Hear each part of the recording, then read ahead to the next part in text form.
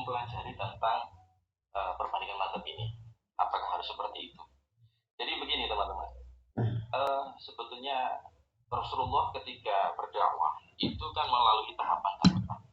Artinya tidak kemudian Rasulullah menuntut para sahabat-sahabat beliau untuk mengerjakan Islam itu secara total. Jadi bertahap begitu. Ya, ini ada namanya ilmu dakwah di situ. Jadi tidak boleh para dai, mereka yang bergerak di dalam dakwah Islam, dalam syiar Islam, tidak boleh kemudian mempersulit saudara-saudara kita yang hijrah ataupun yang baru masuk Islam untuk disuguhkan hal-hal yang rumit. Itu tidak baik, ya. Maka harus melalui tahapan dan proses seperti itu. Untuk ilmu perbandingan mazhab ini, apakah kemudian relevan kalau kemudian dipelajari atau dikonsumsi oleh para sahabat-sahabat hijrah? Jadi begini, teman-teman sekalian, menyesuaikan dengan siapa kita berguru. Jadi sebetulnya tahapan yang pertama bagi para sahabat-sahabat hijrah itu kita harus pandai dalam memilih sosok, ya. Jadi guru yang seperti apa yang perlu kita ikuti. Tentu yang memiliki sifat soleh, ya, yang kita kenal, yang kita anggap memiliki budi yang baik, kemudian memiliki ilmu agama yang baik, kemudian bisa membimbing, keteladanan, dan seterusnya. Itu guru yang memang perlu untuk kita pilih, ya, kita ikuti. Nanti kemudian dari guru itu dia akan kemudian mengajarkan hal-hal yang sangat mendasar. Diajarkan tentang tata cara ibadah yang basic, ya. Misalkan sholat, ya, diajarkan apa sih syarat-syarat sholat itu, kemudian rukun-rukun yang berlaku di dalam sholat, kemudian tentang puasa, ya, apa yang menjadi syarat puasa, lalu hal-hal yang membatalkan puasa, dan tentang akhlakul karimah, misalkan tentang hubungan seorang anak dengan orang tuanya, kemudian seorang anak dengan sesama temannya, dengan lingkungan sosialnya, dan seterusnya. Itu akan diajarkan mulai dari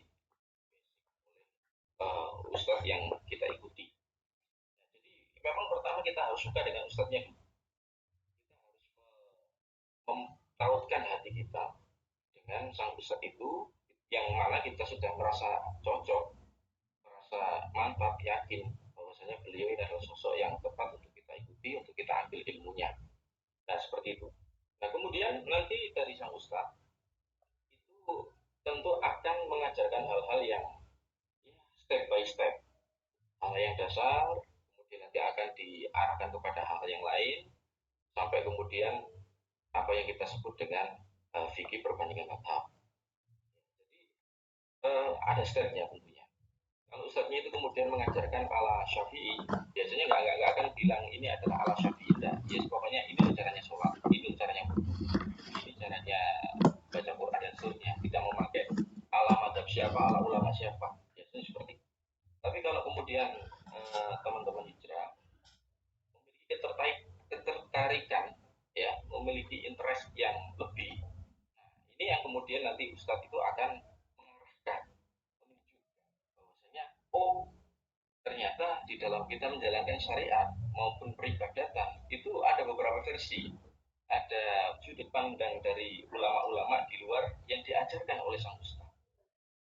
Seperti halnya yang kita ini, ya, kita terjemahkan, yakni kita Rohmatul Mafistil Kalimah. Ini sangat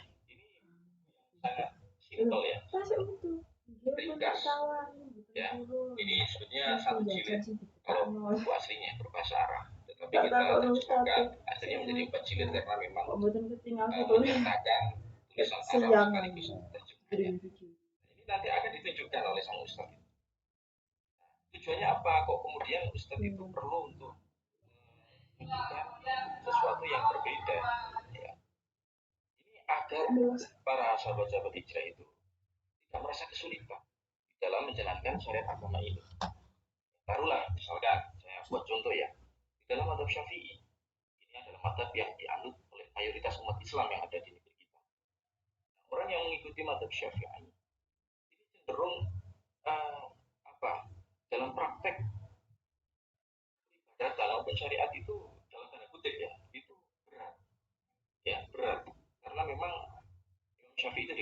sebagai imam yang sangat hati-hati di dalam hukum atau dalam memunculkan sebuah produk hukum, sehingga tidak asing kalau misalkan kita dapati dalam pendapatnya Imam Syafi'i itu cukup susah gitu kadang-kadang.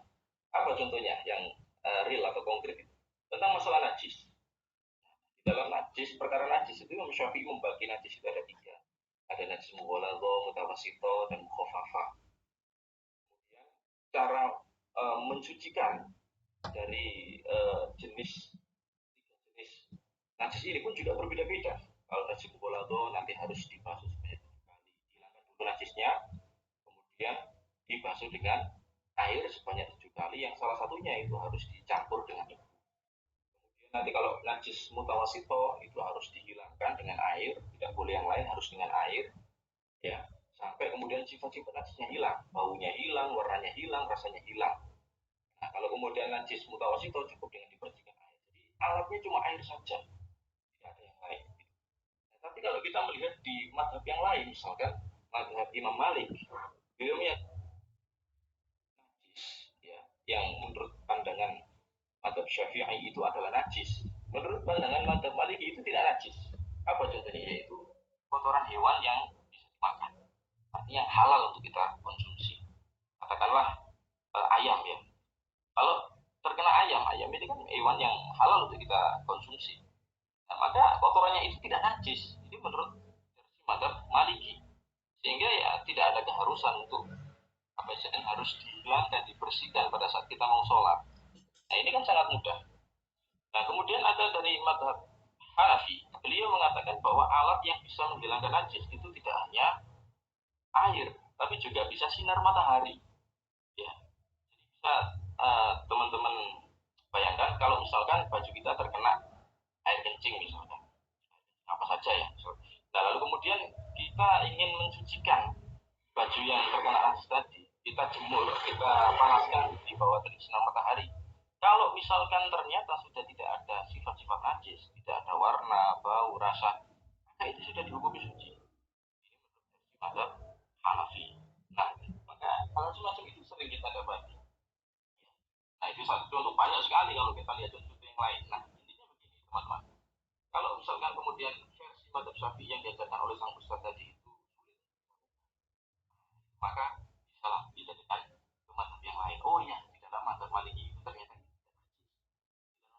dalam mazhab Hanafi ini ternyata bisa disucikan dengan cara seperti ini. Jadi banyak alternatif nantinya. Tapi ya tetap kita mengikuti apa yang disarankan atau yang diarahkan oleh guru kita. Kalau guru kita memang mazhabnya Syafi'i, memang sebisa mungkin kita mengikuti itu. Nah, kita diperbolehkan untuk pindah mazhab. Tidak ada masalah lain. Mazhab itu hal yang sah selama kita tahu ilmunya, ya, selama kita bisa mengakses pendapat itu dipaparkan di dalam kitab. Siap. Yang kita terjemahkan ini mungkin